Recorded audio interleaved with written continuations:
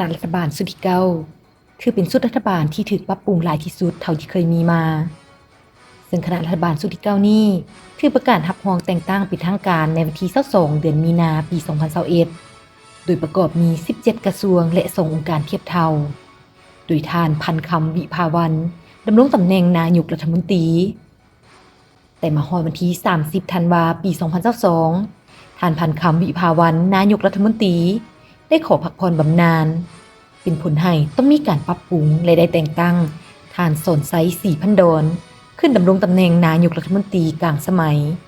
และได้มีการปรับปรุงรัฐมนตรีจำนวนหนึ่ง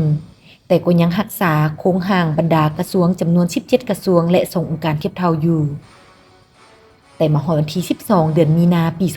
2025ได้มีมติตกลงของคณะบริหารงานศูนย์กลางภาคในการโฮมกงจักรรัฐให้เหลือเพียง13กระทรวงและสภาแห่งชาติก็ได้รับรองอย่างเป็นทางการในวันที่20มีนาปี2025และนี่คือรายชื่อคณะรัฐบาลชุดปัจจุบันล่าสุดซึ่งได้ประกาศรับรองในเดือนมิถุนายน2025นี้โดยมี22ท่านจำนวน13กระทรวง 1. ท่านสนไซศรีพันดรนายกรัฐมนตรี 2. พลเอกจันทร์สมรจัญญาราษฎร์รองนายกรัฐมนตรี 3. ท่านกี่แก้วไข่คำพิทูลรองนายกรัฐมนตรี 4. พลเอกวิไลลาคำฟองรองนายกรัฐมนตรีรัฐมนตรีกระทรวงป้องกันความสงบ 5. ท่านสลึนไซกรมสิทธิ์รองนายกรัฐมนตรี 6. ท่านทองสลิดมังนอเมฆรัฐมนตรีกระทรวงศึกษาธิการและกีฬา 7. ท่านคำเจนวงศ์โพสีรัฐมนตรีประจำสำนักงานนายกรัฐมนตรี 8. ท่านบเวียงคำวงศ์ดารารัฐมนตรีกระทรวงเทคโนโลยีและการสื่อสาร 9. ท่านสันติภาพพรหมวิหารรัฐมนตรีกระทรวงการเงิน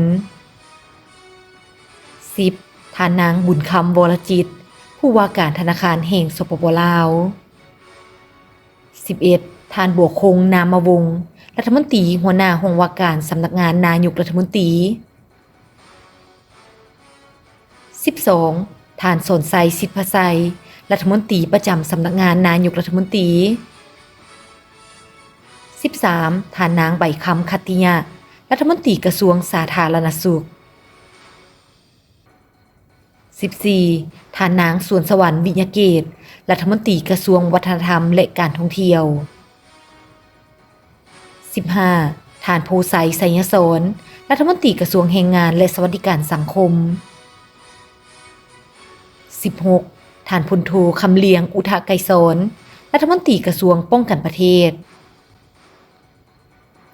17. ท่านไพลีศรีบัวลิภารัฐมนตรีกระทรวงยุติธรรม 18. ท่านทองสวรรค์พรหมวิหารรัฐมนตรีกระทรวงการต่างประเทศ 19. ท่านลินคำดวงสวรรค์รัฐมนตรีกระทรวงเกษตรกรรมและสิ่งแวดล้อม 20. ท่านเล็กไหลศรีวิไลรัฐมนตรีกระทรวงโยธาธิการและขนส่ง 21. ท่านมาลัยทองกลุ่มมาสิทธิ์รัฐมนตรีกระทรวงอุตสาหกรรมและการค้า 22. ท่านศินวาสุพรรณวงศ์รัฐมนตรีประจำสำนักงานนายกรัฐมนตรี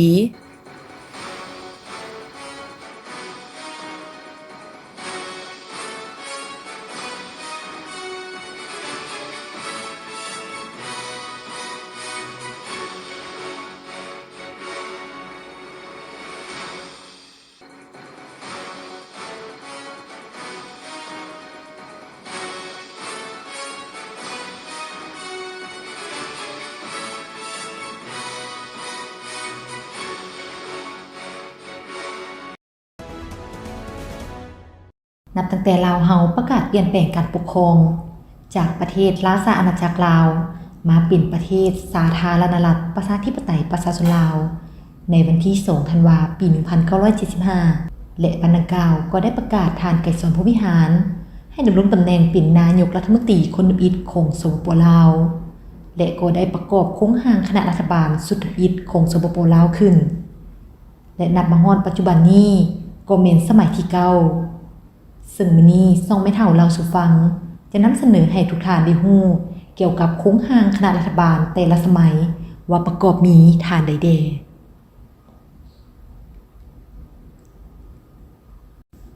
คณะรัฐบาลสมัยที่1ประกอบมี20ฐานมี12กระทรวงและ2องค์การเทียบเท่าซึ่งดำรงตำแหน่งตั้งแต่วันที่8เดือน12ปี1975จนถึงปี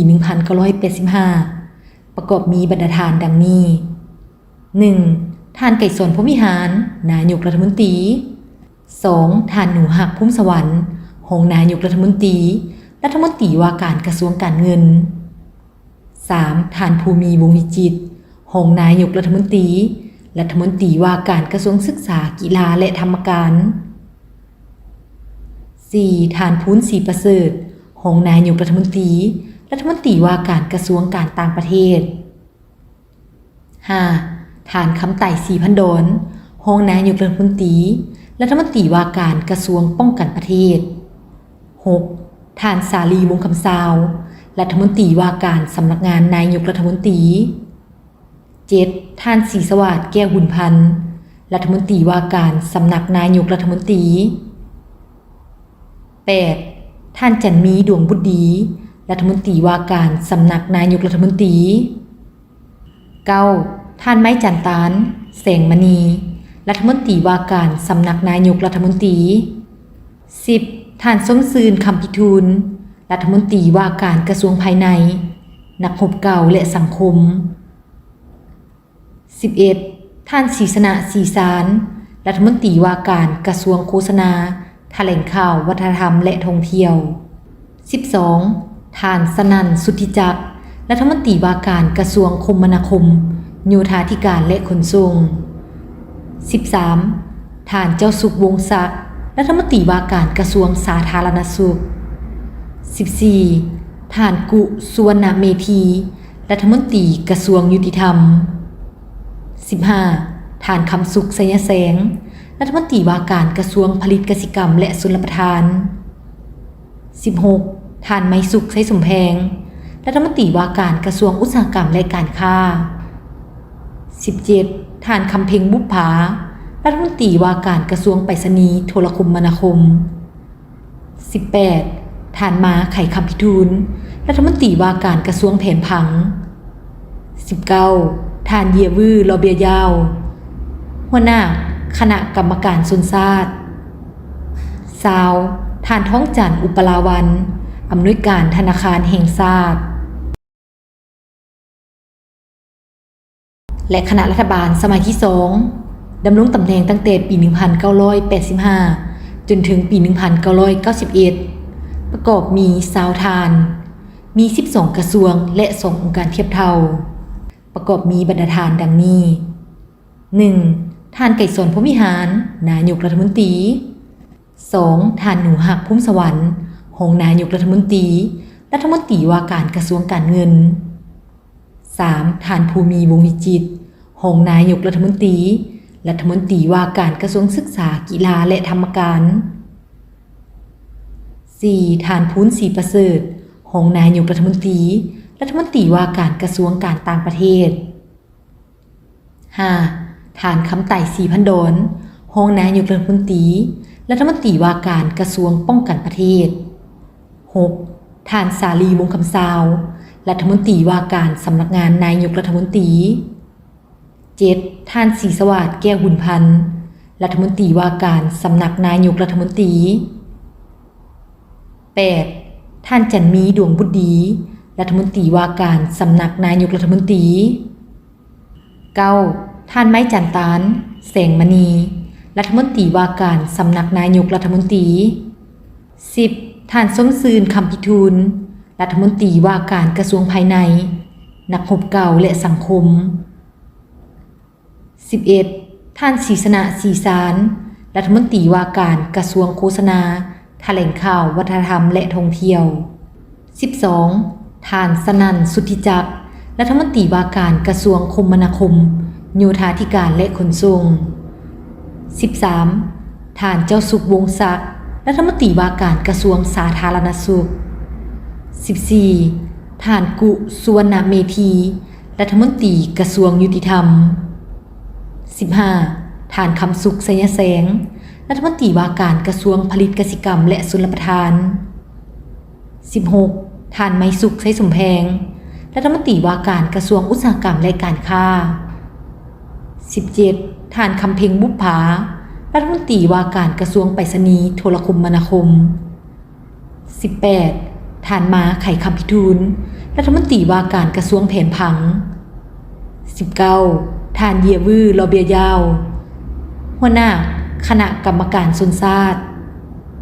20ท่านท้องจันทร์อุปลาวันอำนวยการธนาคารแห่งชาติคณะรัฐบาลสมัยที่3ดำรงตำแหน่งตั้งแต่ปี 1991 จนถึงปี 1998 ประกอบมี 18ท่าน 11 กระทรวงและ 3 องค์การเทียบเท่า 1. ท่านคำไต่ศรีพันดรดำรงตำแหน่งนายกรัฐมนตรี 2. ท่านพูนศรีประเสริฐรองนายกรัฐมนตรีผู้ชี้นำเวียกงานการต่างประเทศ 3. ท่านคำผุยแก้วบุรพารองนายกรัฐมนตรีประธานคณะกรรมการแผนการและการร่วมมือ 4. พลโทจุมลีไสยสอนรัฐมนตรีว่าการกระทรวงป้องกันประเทศ 5. ท่านเผ่าบุญผลรัฐมนตรีประจำสำนักนายกรัฐมนตรี 6. ท่านพลตรีอาซางลาวลีรัฐมนตรีว่าการกระทรวงภายใน 7. ท่านสมสวัสดิ์เล็งสวัสดิ์รองนายกรัฐมนตรีว่าการกระทรวงการต่างประเทศ 8. ท่านคำไสสุภานุวงศ์รัฐมนตรีว่าการกระทรวงการเงิน 9. ท่านพลเอกศรีสวัสดิ์แก้วบุญพันธ์รัฐมนตรีว่าการกระทรวงกสิกรรมและป่าไม้ 10. ท่านบัวทองวงโลคำรัฐมนตรีว่าการกระทรวงคมนาคมขนส่งไปรษณีย์และก่อสร้าง 11. ท่านพลโทโอสกันธรรมเทโวรัฐมนตรีว่าการกระทรวงแถลงข่าวและวัฒนธรรม 12. ท่านทองลุ้นศรีสุริตรัฐมนตรีว่าการกระทรวงการเงินและสวัสดิการสังคม 13. ท่านพิมพ์สอนเรืองคำมารัฐมนตรีว่าการกระทรวงศึกษาธิการ 14. ท่านสุริวงศ์ดาราวงศ์ประธานคณะกรรมการแผนการและการลงทุน 15. ท่านคำอ้วนบุปผารัฐมนตรีว่าการกระทรวงยุติธรรม 16. ท่านสมประดิษฐ์วรสารรัฐมนตรีว่าการกระทรวงการค้า 17. ท่านบุษบงสุวรรณวงศ์ผู้ว่าธนาคารแห่งสปป.ลาว 18. ท่านศาสตราจารย์วรรณเรศลาสโพรักษาการรัฐมนตรีกระทรวงสาธารณสุขคณะรัฐบาลสมัยที่4ดำรงตำแหน่งตั้งแต่ปี 1998 จนถึงปี 2001 มี23ท่าน ประกอบมีรองนายก4ท่าน มี12กระทรวงและ3องค์การเทียบเท่า 1. ท่านศรีสวัสดิ์แก้วบุญพันธ์ดำรงตำแหน่งนายกรัฐมนตรี 2. ท่านบุญยังวรจิตรองนายกรัฐมนตรีผู้ประจำการรัฐบาล 3. ท่านจุมลีไสยสอนรองนายกรัฐมนตรีว่าการกระทรวงป้องกันประเทศ 4. ท่านสมสวัสดิ์เล็งสวัสดิ์รองนายกรัฐมนตรีว่าการกระทรวงการต่างประเทศ 5. ท่านคำผุยแก้วบุรพารองนายกรัฐมนตรีว่าการกระทรวงการเงิน 6. ท่านพิมพ์สอนเรืองคำมารัฐมนตรีว่าการกระทรวงศึกษาธิการ 7. ท่านสีเหลือบุญคำรัฐมนตรีว่าการกระทรวงแถลงข่าวและวัฒนธรรม 8. ท่านบัวทองวงโลคำประธานคณะกรรมการแผนการแห่งรัฐ 9. ท่านอาซางลาวลีรัฐมนตรีว่าการกระทรวงภายใน 10. ท่านสมแพงแพงคมีรัฐมนตรีว่าการกระทรวงแรงงานและสวัสดิการสังคม 11. ท่านภูมิทิพวรรัฐมนตรีว่าการกระทรวงการค้าและการท่องเที่ยว 12. ท่านสุริวงศ์ดาราวงศ์ประธานคณะกรรมการแผนการและการลงทุน 13. ท่านเผ่าบุญผลรัฐมนตรีว่าการกระทรวงคมนาคมขนส่งไปรษณีย์และก่อสร้าง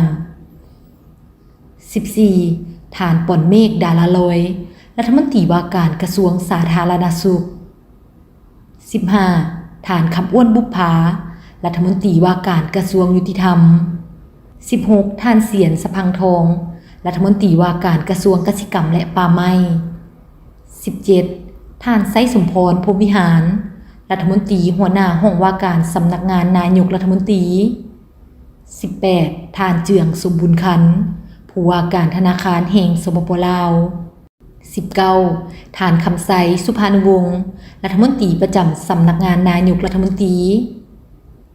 20. ท่านบุญเตี่ยมพิสมัยรัฐมนตรีประจำสำนักงานนายกรัฐมนตรี 21. ท่านสุรินันทวงศ์รัฐมนตรีประจำสำนักงานนายกรัฐมนตรี 22. ท่านไซเซงลีเต็งเบียจี้รัฐมนตรีประจำสำนักงานนายกรัฐมนตรี 23. ท่านสมภวรรณอินทวงศ์รัฐมนตรีประจำสำนักงานนายกรัฐมนตรีคณะรัฐบาลสมัยที่ 5 ดำรงตำแหน่งตั้งแต่ปี 2001 จนถึงปี 2006 ประกอบมี22 ทาน ประกอบมีห้อง 3 ทาน ซึ่งสมัยนี้รัฐมนตรีกระทรวงป้องกันชาติบ่ได้เป็นห้องนายกรัฐมนตรี 1. ท่านบุญยังวรจิตดำรงตำแหน่งนายกรัฐมนตรี 2. ท่านอาซางเหลาลี่ห้องนายกรัฐมนตรี 3. ท่านทองรุ้นศรีสุริตห้องนายกรัฐมนตรีประธานคณะกรรมการแผนการและการร่วมมือ 4. ท่านสมสวัสดิ์เล็งสวัสดิ์ห้องนายกรัฐมนตรีรัฐมนตรีว่าการกระทรวงการต่างประเทศ 5. ท่านพลตรีดวงใจพิจิตรรัฐมนตรีว่าการกระทรวงป้องกันประเทศ 6. ท่านสุกันต์มหาราชรัฐมนตรีว่าการกระทรวงการเงิน 7. ท่านพิมพ์สอนเรืองคำมารัฐมนตรีว่าการกระทรวงศึกษาธิการ 8. ท่านสุมพันธ์แพงคำมีรัฐมนตรีว่าการกระทรวงแรงงานและสวัสดิการสังคม 9. ท่านภูมิทิพวรรัฐมนตรีว่าการกระทรวงการค้า 10. ท่านบัวทองวงศ์ลอคำรัฐมนตรีว่าการกระทรวงคมนาคมขนส่งไปรษณีย์และก่อสร้าง 11. ท่านสันสีโพสีคำผู้ว่าธนาคารแห่งสปป.ลาว 12. ท่านสุริวงศ์ดาราวงศ์รัฐมนตรีว่าการกระทรวงอุตสาหกรรมและการค้า 13. ท่านพลตรีสุดใจธรรมสิทธิ์ว่าการรัฐมนตรีกระทรวงป้องกันความสงบ 14. ท่านพันหลวงจิตวงศารัฐมนตรีว่าการกระทรวงแถลงข่าวและวัฒนธรรม 15. ท่านสุบรรณสลิธิราชรัฐมนตรีหัวหน้าห้องว่าการสำนักงานประธานประเทศ 16. ท่านเสียนสะพังทองรัฐมนตรีว่าการกระทรวงกสิกรรมและป่าไม้ 17. ท่านป่อนเมฆดาราลอยรัฐมนตรีว่าการกระทรวงสาธารณสุข 18. ท่านคำอ้วนบุพภารัฐมนตรีว่าการกระทรวงยุติธรรม 19. ท่านศาสตราจารย์บุญเตี่ยมพิสมัยรัฐมนตรีประจำสำนักนายกรัฐมนตรี 20. ท่านดร.สุรินันทวงศ์รัฐมนตรีประจำสำนักงานนายกรัฐมนตรี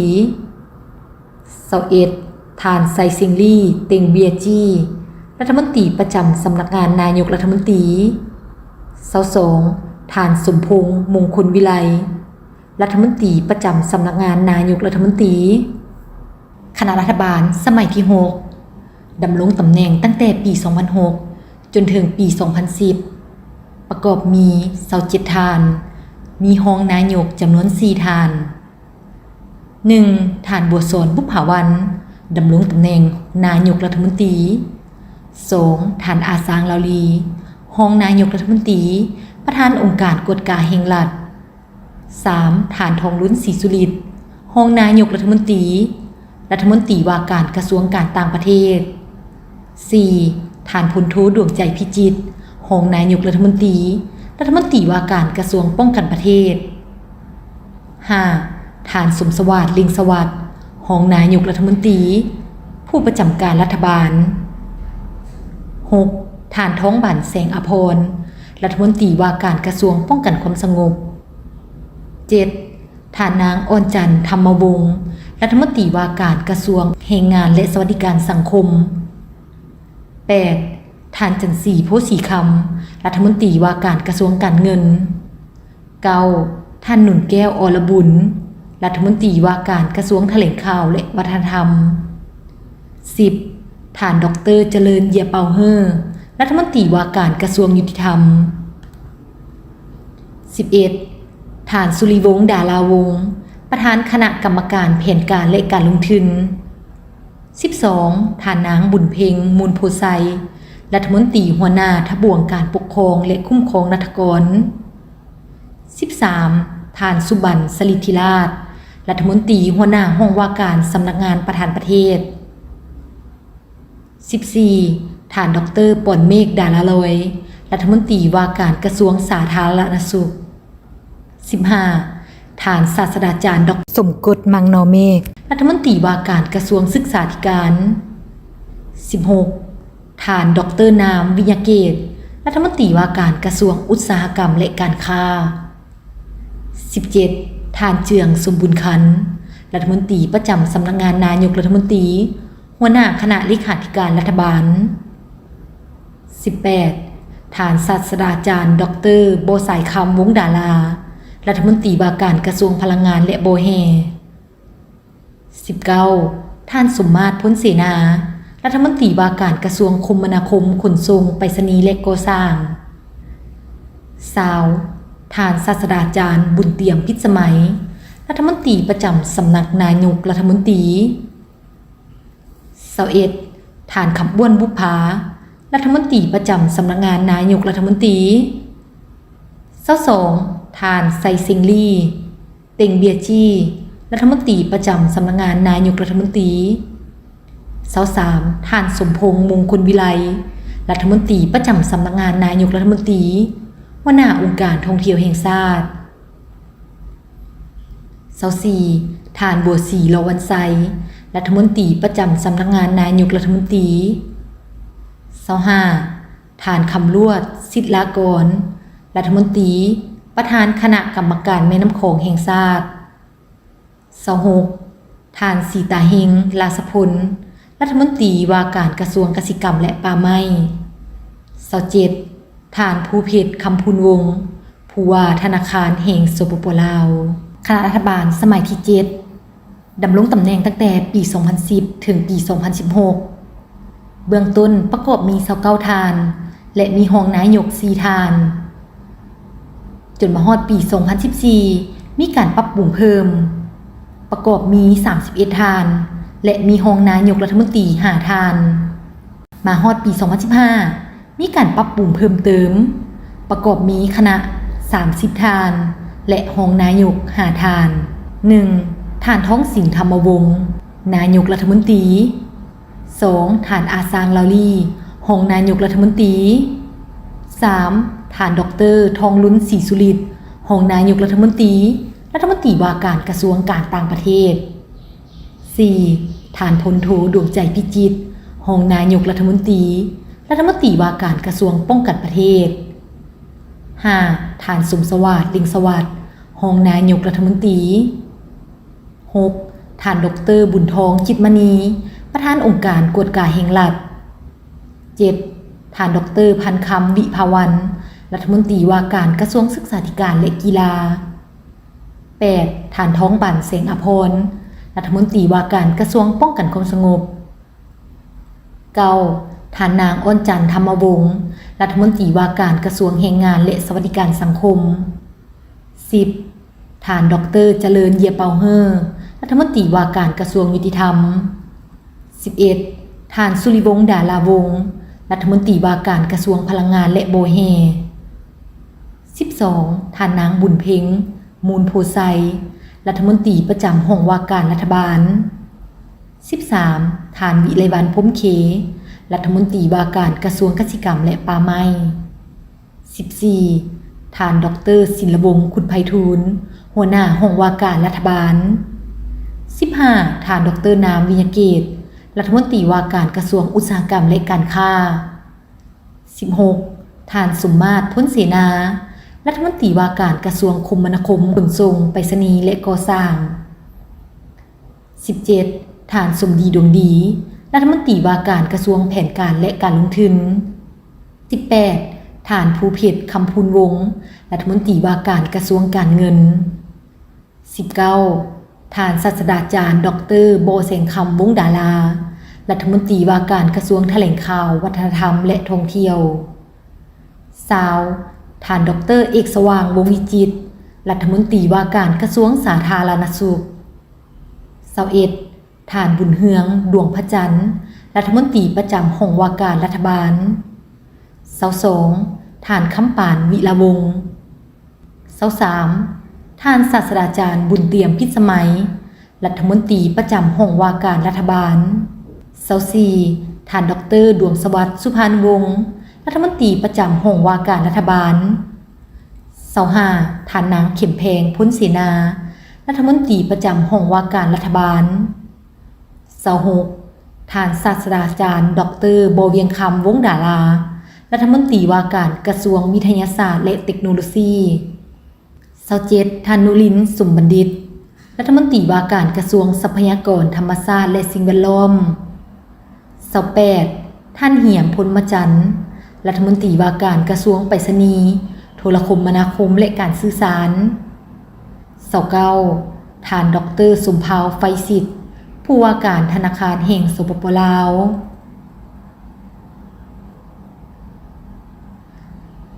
และในการปรับปรุงปี 2014 เพิ่มเติมดังนี้ 1. ท่านบุญปอนบุตนาวงศ์ดำรงตำแหน่งรองนายกรัฐมนตรี 2. ท่านดร.พันคำวิภาวันรองนายกรัฐมนตรีรัฐมนตรีว่าการกระทรวงศึกษาธิการและกีฬา 3. ท่านดร.บุญทองจิตมณีประธานองค์การกวดกายแห่งรัฐหัวหน้าองค์การต้านการโซลาร์บางหลวง 4. ท่านพลตรีแสงนวลสยราชรัฐมนตรีว่าการกระทรวงป้องกันประเทศ ท่านบุญเกิดสังสมศักดิ์รัฐมนตรีว่าการกระทรวงยุติธรรม 6. ท่านสอนไซศรีพันดรรัฐมนตรีประจำหัวหน้าห้องว่าการรัฐบาล 7. ท่านสมมาตรพ้นเสนารัฐมนตรีประจำห้องว่าการรัฐบาล 8. ท่านภูเพชร คำพูนวงศ์รัฐมนตรีประจำห้องว่าการรัฐบาล 9. ท่านเลียนพี่แก้วรัฐมนตรีว่าการกระทรวงการเงิน 10. ท่านไสศรีสันติวงศ์รัฐมนตรีว่าการกระทรวงภายใน 11. ท่านพลจตวาสมแก้วศิลาวงศ์รัฐมนตรีว่าการกระทรวงป้องกันความสงบและมาฮอดปี 2015 ก็ได้มีการปรับปรุงบางทานดังนี้ 1. ท่านคำแพงไสสมแพงรัฐมนตรีว่าการกระทรวงแรงงานและสวัสดิการสังคม 2. ท่านคำมณีอินทิราชรัฐมนตรีว่าการกระทรวงพลังงานและโบแฮ 3. ท่านเพชรพรหมพิทักษ์รัฐมนตรีว่าการกระทรวงกสิกรรมและป่าไม้ 4. ท่านคำมันศูนย์วิเลิศรัฐมนตรีว่าการกระทรวงภายใน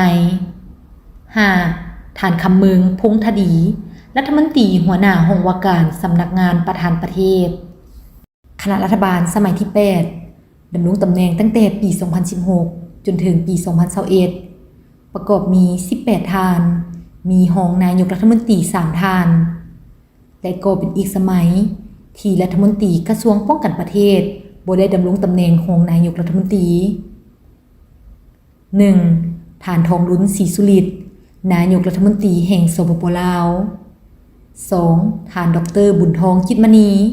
รองนายกรัฐมนตรีหัวหน้าองค์การกวดกายแห่งรัฐ 3. ท่านสนไซศรีพันดรรองนายกรัฐมนตรี 4. ท่านสมดีดวงดีรองนายกรัฐมนตรีรัฐมนตรีกระทรวงการเงิน 5. ท่านพลโทจันทร์สมรจัญญราชรัฐมนตรีกระทรวงป้องกันประเทศ 6. ท่านพลตรีสมแก้วศิลาวงศ์รัฐมนตรีกระทรวงป้องกันความสงบ 7. ท่านคำมั่นศูนย์วิเลิศรัฐมนตรีกระทรวงภายใน 8. ท่านศาสตราจารย์ดร.เจริญเยียเปาเฮอรัฐมนตรีประจำสำนักงานนายกรัฐมนตรี 9. ท่านสมมาตรพ้นเสนารัฐมนตรีกระทรวงทรัพยากรธรรมชาติและสิ่งแวดล้อม 10. ท่านศาสตราจารย์ดรบอยแสงคำวงศ์ดารารัฐมนตรีกระทรวงแถลงข่าววัฒนธรรมและท่องเที่ยว 11. ท่านดรเลียนทีแก้วรัฐมนตรีกระทรวงเกษตรกรรมและป่าไม้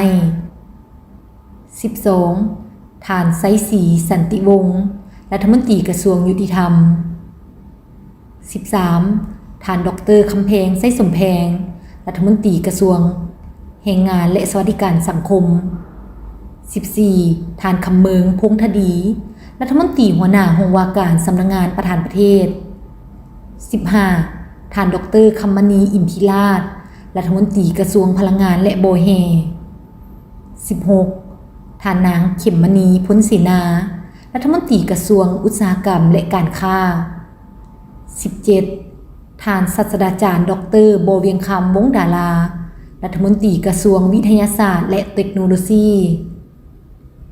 18. ท่านเฉลิมไซกรมสิทธิ์รัฐมนตรีกระทรวงการต่างประเทศ 19. ท่านดรสมภาวไฟสิทธิ์ผู้ว่าการธนาคารแห่งสปป.ลาว 20. ท่านนางแสงเดือนลาจันทบูรณ์รัฐมนตรีกระทรวงศึกษาธิการและกีฬา 21. ท่านทันสมัยกรมสิทธิ์รัฐมนตรีกระทรวงไปรษณีย์โทรคมนาคมและการสื่อสาร 22. ท่านดรบุญจันทร์สินทวงศ์รัฐมนตรีกระทรวงโยธาธิการและขนส่ง 23. ท่านดรสุพันธ์แก้วมีไซรัฐมนตรีกระทรวงแผนการและการลงทุน 24. ท่านดรเพชรพรหมพิพักษ์รัฐมนตรีหัวหน้าห้องว่าการสำนักงานนายกรัฐมนตรีท่านรองศาสตราจารย์ดรบุญกองศรีหาวงศ์รัฐมนตรีกระทรวงสาธารณสุข 26. ท่านบุญเกิดสังสมศักดิ์รัฐมนตรีประจำสำนักงานนายกรัฐมนตรี 27. ท่านอรุณแก้วกิตติคุณรัฐมนตรีประจำสำนักงานนายกรัฐมนตรี 28. ท่านนางสุวรรณเพ็งบุพภานุวงศ์รัฐมนตรีประจำสำนักงานนายกรัฐมนตรีและในสมัยนี้ก็ได้มีการปรับปรุงอีกครั้งหนึ่งในวันที่ 12 พฤศจิกายน ปี 2019 ดังนี้ 1. ท่านทองรุ่นศรีสุริตนายกรัฐมนตรีแห่งสปป.ลาว 2. ท่านดรบุญทองคิดมณีรองนายกรัฐมนตรีหัวหน้าองค์การกฎการรัฐบาล 3. ท่านสอนไส้สิพันดรรองนายกรัฐมนตรีกระทรวงแผนการและการลงทุน 4. ท่านสมดีดวงดีรองนายกรัฐมนตรีกระทรวงการเงิน 5. ท่านพลเอกจันทร์สมรจัญญราษฎร์รัฐมนตรีกระทรวงป้องกันประเทศ 6. ท่านคำมั่นสูนวิเลิศรัฐมนตรีกระทรวงภายใน 7. ท่านศาสตราจารย์ดรเจริญเยียเปาเฮอรัฐมนตรีประจำสำนักงานนายกรัฐมนตรี 8. ท่านสมมาตรพ้นเสนารัฐมนตรีกระทรวงทรัพยากรธรรมชาติและสิ่งแวดล้อม 9. ท่านดรเลียนทีแก้วรัฐมนตรีกระทรวงเกษตรกรรมและป่าไม้ 10. ท่านไสศรีสันติวงศ์รัฐมนตรีกระทรวงยุติธรรม 11. ท่านดรคำแพงไส้สมแพงรัฐมนตรีกระทรวงแรงงานและสวัสดิการสังคม 12. ท่านกีแก้วไข่คำพิทูลรัฐมนตรีกระทรวงแถลงข่าววัฒนธรรมและท่องเที่ยว 13. ท่านคำเมืองพงษ์ธดีรัฐมนตรีหัวหน้าห้องว่าการสำนักงานประธานประเทศ 14. ท่านดรคำมณีอินทิราชรัฐมนตรีกระทรวงพลังงานและโบแฮ 15. ท่านนางเข็มมณีพ้นศรีนารัฐมนตรีกระทรวงอุตสาหกรรมและการค้า 16. ท่านดรโบเวียงคำวงศ์ดารารัฐมนตรีกระทรวงวิทยาศาสตร์และเทคโนโลยี 17. ท่านเฉลิมไซกรมสิทธิ์รัฐมนตรีกระทรวงการต่างประเทศ 18. ท่านนางแสงเดือนลาจันทบูรณ์รัฐมนตรีกระทรวงศึกษาธิการและกีฬา 19. ท่านทันสมัยกรมสิทธิ์รัฐมนตรีกระทรวงไปรษณีย์โทรคมนาคมและการสื่อสาร 20. ท่านดรบุญจันทร์สินทวงศ์รัฐมนตรีกระทรวงโยธาธิการและขนส่ง 21. ท่านดรเพชรพรหมพิพักษ์รัฐมนตรีหัวหน้าห้องว่าการสำนักงานนายกรัฐมนตรี 22. ท่านรองศาสตราจารย์ดรบุญกองศรีหาวงศ์รัฐมนตรีกระทรวงสาธารณสุข 23ท่านบุญเกิดสังสมศักดิ์รัฐมนตรีประจำสำนักงานนายกรัฐมนตรี24ท่านอรุณแก้วกิตติคุณ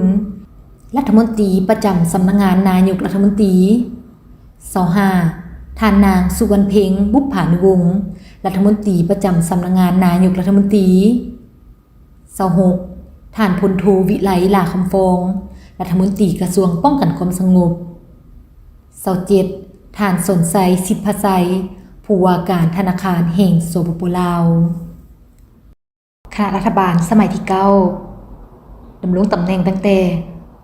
วันที่22เดือน3ปี2021จนถึงปี2025ประกอบมี17กระทรวงและ2องค์การเทียบเท่า 1. ท่านพันคำวิภาวันนายกรัฐมนตรีแห่งสปป.ลาว 2. พลเอกจันทร์สมรจัญญาราษฎร์รองนายกรัฐมนตรีรัฐมนตรีกระทรวงป้องกันประเทศ 3. ท่านสนไซศรีพันดรรองนายกรัฐมนตรีรัฐมนตรีกระทรวงแผนการและการลงทุน 4. ท่านกี่แก้วไข่คำพิทูลรองนายกรัฐมนตรี 5. ท่านพลโทวิไลลาคำฟองรัฐมนตรีกระทรวงป้องกันความสงบ 6. ท่านสลึมไซกลุ่มมัสยิดรัฐมนตรีกระทรวงการต่างประเทศ 7. ท่านดร.คำแพงไซสมแพงรัฐมนตรีกระทรวงอุตสาหกรรมและการค้า 8. ท่านคำเจนวงศ์โพสี รัฐมนตรีหัวหน้าห้องว่าการสำนักงานนายกรัฐมนตรี 9. ท่านศาสตราจารย์ดร.โบเวียงคำวงศ์ดารารัฐมนตรีกระทรวงวิทยาศาสตร์และเทคโนโลยี 10. ท่านดร.เพชรพรหมพิพักษ์รัฐมนตรีกระทรวงเกษตรกรรมและป่าไม้ 11. ท่านนางบุญคำบรจิตรัฐมนตรีกระทรวงทรัพยากรธรรมชาติและสิ่งแวดล้อม 12. ท่านสนไซสิทธิพไซผู้ว่าการธนาคารแห่งสปป.ลาว 13. ท่านนางใบคำคัตติยะรัฐมนตรีกระทรวงแรงงานและสวัสดิการสังคม 14. ท่านนางสวนสวรรค์วิทยาเกตรัฐมนตรีกระทรวงแถลงข่าววัฒนธรรมและท่องเที่ยว 15. ท่านบุญโจมสุบรรณประเสริฐรัฐมนตรีกระทรวงการเงิน 16. ท่านเวียงสวัสดิ์ศรีพันดรรัฐมนตรีกระทรวงโยธาธิการและขนส่ง 17. ท่านดร.พุทธสิมมาลาวงศ์รัฐมนตรีกระทรวงศึกษาธิการและกีฬา 18. ท่านบุญแฝงภูมิมาลัยศิษย์รัฐมนตรีกระทรวงสาธารณสุข 19. ท่านไพวีศรีบัวลิภารัฐมนตรีกระทรวงยุติธรรม 20. ท่านท้องจันทร์มณีไซรัฐมนตรีกระทรวงภายใน 21. ท่านดาววงศ์พรแก้วรัฐมนตรีกระทรวงพลังงานและโบแฮมาฮอดวันที่30ธันวาคมปี2022ท่านพันคำวิภาวันนายกรัฐมนตรีสุดที่9ได้ขอพักผ่อนบำนาญและในวันเดียวกันนั้นก็ได้ประกาศแต่งตั้งท่านสนไซศรีพันดรขึ้นดำรงตำแหน่งนายกรัฐมนตรีสุดที่9กลางสมัยและก็ได้ปรับปรุงคณะรัฐบาลดังนี้ 1. ท่านสนไซศรีพันดรนายกรัฐมนตรีแห่งสปป.ลาว 2. ท่านพลเอกจันทร์สมรจัญญาราษฎร์รองนายกรัฐมนตรีรัฐมนตรีกระทรวงป้องกันประเทศ 3. ท่านกี่แก้วไข่คำพิทูลรองนายกรัฐมนตรี 4. ท่านเฉลิมไซกลุ่มมัสยิดรองนายกรัฐมนตรีรัฐมนตรีกระทรวงการต่างประเทศ 5. ท่านพลเอกวิไลลาคำฟองรองนายกรัฐมนตรีรัฐมนตรีกระทรวงป้องกันความสงบ 6. ท่านคำเจนวงศ์โพสีรัฐมนตรีหัวหน้าห้องว่าการสำนักงานนายกรัฐมนตรี 7. ท่านศาสตราจารย์ดร.โบเวียงคำวงศ์ดารารัฐมนตรีกระทรวงเทคโนโลยีและการสื่อสาร 8. ท่านวิไลวงศ์พุทธาคำรัฐมนตรีกระทรวงภายใน 9. ท่านดร.เพชรพรหมพิพักษ์รัฐมนตรีว่าการกระทรวงแผนการและการลงทุน 10. ท่านสันติภาพพรหมวิหารรัฐมนตรีกระทรวงการเงิน 11. ท่านนางบุญคำวรจิตรัฐมนตรีกระทรวงทรัพยากรธรรมชาติและสิ่งแวดล้อม 12. ท่านบัวคงนามวงศ์ รัฐมนตรีหัวหน้าห้องว่าการสำนักงานนายกรัฐมนตรี 13. ท่านสนไซสิทธิพไซรัฐมนตรีประจำสำนักงานนายกรัฐมนตรี 14. ท่านนางใบคำคัตติยะรัฐมนตรีกระทรวงแรงงานและสวัสดิการสังคม 15. ท่านนางสวนสวรรค์วิยาเกตรัฐมนตรีกระทรวงแถลงข่าววัฒนธรรมและท่องเที่ยว 16. ท่านโพไซไสยสอนรัฐมนตรีกระทรวงพลังงานและโบแฮ 17. ท่านดร.พุทธ สิมมลาวงศ์รัฐมนตรีกระทรวงศึกษาธิการและกีฬา 18. ท่านบุญแฝง ภูมิมาลัยศิษย์รัฐมนตรีกระทรวงสาธารณสุข 19. ท่านไพวี ศรีบัวลิภารัฐมนตรีกระทรวงยุติธรรม 20. ท่านมาลัยท้องกรมศิษย์รัฐมนตรีกระทรวงอุตสาหกรรมและการค้า 21. ท่านลินคำดวงสวรรค์รัฐมนตรีกระทรวงกสิกรรมและป่าไม้22. ท่านบุญเหลือสินไซวรวงศ์ผู้ว่าการธนาคารแห่งสปป.ลาว 23. ท่านงามประสงค์เมืองมณีรัฐมนตรีกระทรวงโยธาธิการและขนส่ง 24. ท่านสินนวา สุภานุวงศ์รัฐมนตรีประจำสำนักงานนายกรัฐมนตรีและนี่ก็แม่นโสมหน้าทั้งหมดของคณะรัฐบาลตั้งแต่สมัยสุทธิอิฐจนถึงปัจจุบัน